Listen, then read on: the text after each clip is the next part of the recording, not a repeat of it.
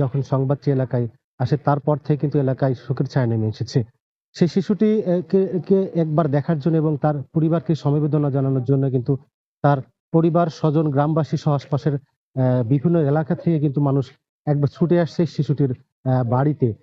আমরা যখন যে বাড়িটাতে ঢুকছি দেখতে পাচ্ছেন এই বাড়িতেই কিন্তু এই শিশুটি বাবা-মা, বড় বোন এবং ছোট ভাই সহ পরিবারের সদস্যদের সঙ্গে বসবাস করত। এই বাড়ির উঠানে কিন্তু খেলাধুলা করত এবং এই বাড়িতেই সে বসবাস করত। এই বাড়ি থেকেই গত ১ তারিখে কিন্তু তার বড় যে বোন, সেই বোনের বাড়িতে গিয়েছিল শিশুটি।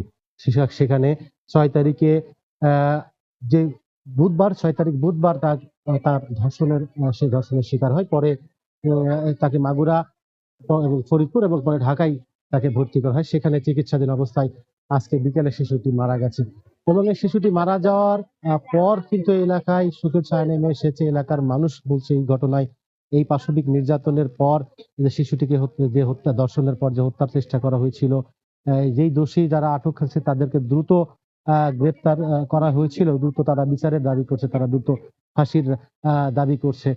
তো আপনাদেরকে জানিয়ে রাখি যে শিশুটির যে সর্বশেষ জানাজা হওয়ার কথা, ১ম জানাজার যে পরিবার সহ এলাকাবাসী সূত্রে আমরা জানতে পেরেছি, ১ম জানাজা হবে মাগুরার যে নোমানী উদ্যান, সন্ধ্যা ৭টায় হওয়ার কথা রয়েছে এবং নোমানী উদ্যান সেজে যদি সঠিক সময়ে মরদেহ মাগুরাতে পৌঁছয়, সন্ধ্যা ৭টায় নোমানী উদ্যানে তার জানাজা হবে এবং বাদ মাগরিব, বাদ এশা তারাবির নামাজের পর তার যে এই শিশুটির যে গ্রামের পুরাতন বাড়ি সোনাইকুণ্ডি গ্রাম, এই জাজিরা গ্রামের পার্শ্ববর্তী যে গ্রাম সোনাইকুণ্ডি গ্রামে, সেই গ্রামে শিশুটির দাফন সম্পন্ন হবে বলে পরিবার থেকে আমরা জানতে পেরেছি।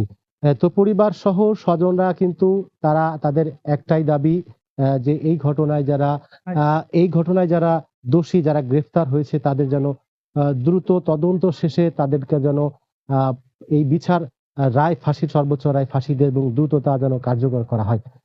তো